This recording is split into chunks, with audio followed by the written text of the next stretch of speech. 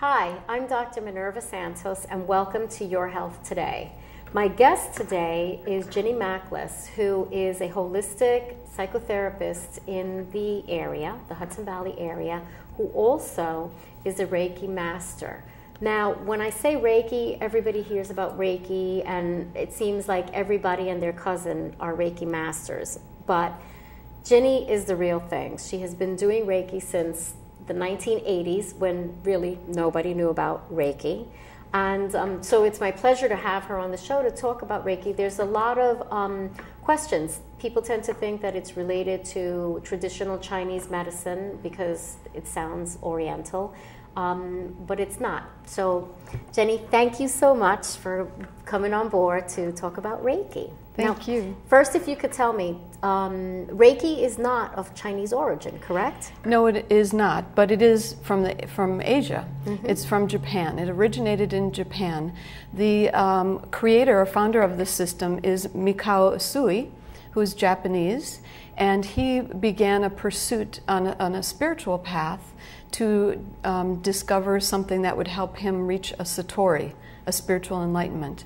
And on his journey to explore that for himself, he came along this as an insight to be able to utilize it for himself and eventually for other people as well. Right. Now, there's a story associated with how he discovered Reiki, isn't mm-hmm. there? And that's an interesting little story. Mm-hmm.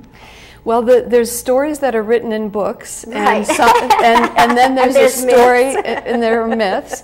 And what we do know, and a place that I visited in Japan, is a location called Mount Kurama, mm-hmm. and it's on the outskirts of Kyoto. And Mikao Usui was on a spiritual retreat on Mount Kurama, and while he was on that retreat, it's where he discovered the understanding of the powerfulness of the energy work of Reiki. Now, tell me a little bit about exactly what is Reiki? Reiki is a simple and powerful energy healing system which utilizes deep relaxation for the purpose of calming the mind and balancing the body. Okay, and it also works with chakra. Does it work in the same way as it's a modality of energy medicine? So does it work in a similar fashion to release blockages? It does. A Reiki practitioner will work with a person by utilizing a light touch or hands off the body, and through that energy flow, utilize the person's innate ability to heal, activating their own healing ability. Right. Now, you know, it's interesting because traditional medicine doesn't recognize a lot of time any of the energy medicine modalities, but what we seem to forget is when we do an EKG on a patient, what we're really picking up is the energy that their heart emits. Mm-hmm. And that's what we see as those little symbols. So we are basically a bundle of energy, and on some mornings I'm more than that. But it's interesting. You can take pictures of people's auras. Mm-hmm. So we are pretty much energy fields. Systems. Right. So now tell me, it began in Japan in the 1920s. Mm-hmm. How did it get to the United States?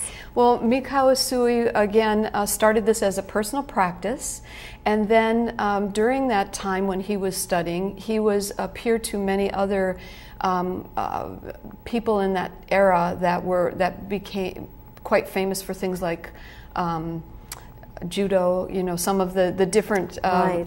Those were some of the different practices within that time period. Also very energy-based. So he sought to pursue it as a spiritual path, but then there was a great Kanto earthquake that occurred. And during that time, he was asked to support others in helping to help those that were displaced by the earthquake and those that were harmed and injured. And that's pretty much how the Reiki spread through Japan. He became very well known for what the effects were of the Reiki treatments, and he began to initiate others into the tradition of Reiki or in the practice of that system. and from that Reiki began to spread. He had students and that began to grow. He had a Gakkai, or an organization that is still in practice in Japan today. And one of his students, Hujiro Hayashi, was a medical doctor, and he was someone who treated Hawayo Takada, who at the time was living in Hawaii.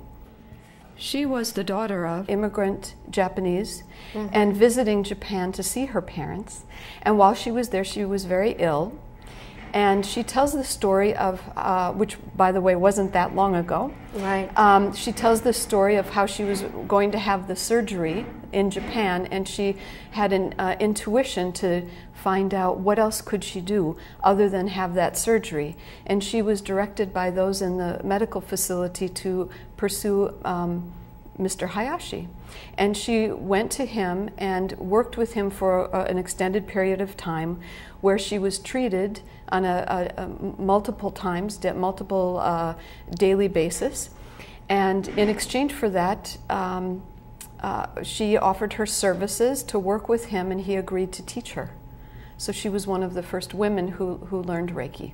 Right, and she was instrumental, I believe, in bringing it to the United States. Exactly, highly instrumental. So from that experience and from the outcome of the positive effect it had for her in helping her heal on a physical level, she brought that, with his permission, to the main island of Hawaii, and from Hawaii brought it to the mainland of the United States. And then it began to spread, where it eventually went from the United States to Europe and back to Japan. So some of what became Reiki in Japan was originally through the Takada lineage. Right, and because the class that I had taken, we learned more about her. And this was, I guess this took place in the 40s, right? Yes. Okay. And even later than that. Yeah. Oh, okay. And now tell me, what are some of the benefits of Reiki? Well, just a few moments ago you mentioned EEG, and I've had the experience of working with patients in hospital settings where they were set up to monitors and be able to watch the visual of seeing those monitors adjust as a Reiki practice occurred. So what we do, what a Reiki practitioner will do, as I mentioned earlier, is that a light touch, allowing that activation of the energy, the inner energy flow of a person's natural healing ability, and then bringing that to a flow of energy which will result in some stress reduction, relaxation, and all the benefits that come from relaxation and stress reduction. Blood pressure can drop, heartbeat starts to regulate, and it is a holistic system, so it affects body, mind, spirit, and emotions. And it will work where it's needed in the body. So if a person is real anxious, the result might frequently be a relaxed tone, a release of some anxiety. If there's a physical ailment, some symptoms around that might occur in terms of reduction in those symptoms. Right, and I think one of the benefits that, to extrapolate it, is stress has a lot of physical effects that people don't take into account. They think stress is stress, but stress actually increases your cortisol, which then in fact decreases your immune system. There's a strong belief that stress can increase your risk of cancer, or if you have cancer, make cancer worse. There's a whole slew of research that's being done now on cortisol and how it affects us. That whole thing of adrenal fatigue now is an offshoot of that. And I think that's one of the benefits in reference to Reiki, because in calming you down and decreasing those cortisol levels, you have the benefits of decreasing your blood pressure, increasing your immune system, making your immune system stronger to fight infections, and just making you healthier in that way. We have a study that was reported in the Journal of American College of Cardiology, which is a peer-reviewed journal, and in that study that was done in September of 2010, patients showed an improved mood and heart rate variability when treated with Reiki within 3 days of a heart attack. That's that's significant. substantial. That's Yeah. significant, and it's similar to. I read an article that was just done on yoga, saying that people who did yoga were able to decrease the rate of their atrial fibrillation when they had been on a lot of medications, and they were able to remove some of their medications, which is amazing because it truly is your ability of your mind to control what's happening in your body is something that we've moved away from, I think, and give too much credence to taking pills and not looking within to see, well, how can I help myself? In a typical Reiki session, a person would either be seated or lie down with that environment supporting relaxation. And I think, as you're saying, we really have minimized the positive impact of just taking a moment or relaxing our body, relaxing our mind, taking time to just be still and allowing some of our internal knowing to surface, or allowing that state of relaxation to be present, so that what Reiki can help do is bring peace of mind. When we have peace of mind, then we can hear the insights or feel more intuitive, relaxing the whole body. When we don't have peace of mind and our mind races, our whole body gets revved up, right? Yes. Yeah. You know, it's interesting when you're saying that. My husband and I were in Costa Rica in January, and we had gone to see Donna Eden, who was going to be there for a week, and she's an energy medicine practitioner.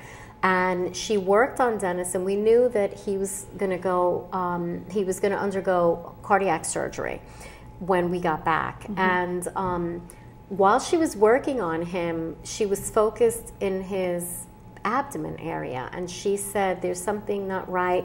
And I kind of thought, yeah, right, okay, it's not his stomach, it's his heart, you know. And it turned out that he did. He ended up spending, practically living at Columbia Presbyterian because he had this pancreatic issue, which nobody knew until after he had the surgery. So that was a huge eye-opener for me, because even though I believe you always still, as a physician, have that little scientific doubt that says, well, you really can't prove it, show me.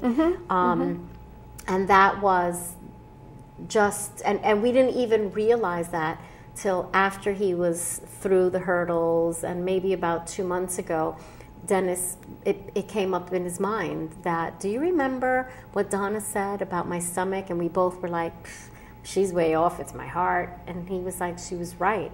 So you're able, I think, in some cases, even feel blockages or disruptions in chi or energy flows. It's a subtle energy vibration, which takes some practice to tune into. It's a level of sensitivity that allows you to feel that. But one of the great things about Reiki is it's not only it's best known as a modality to help other people. In other words, to work on other people to help them reduce their stress. But one of the most wonderful things about Reiki is it's a great tool for its own self-practice. Okay, we're going to pause for a second.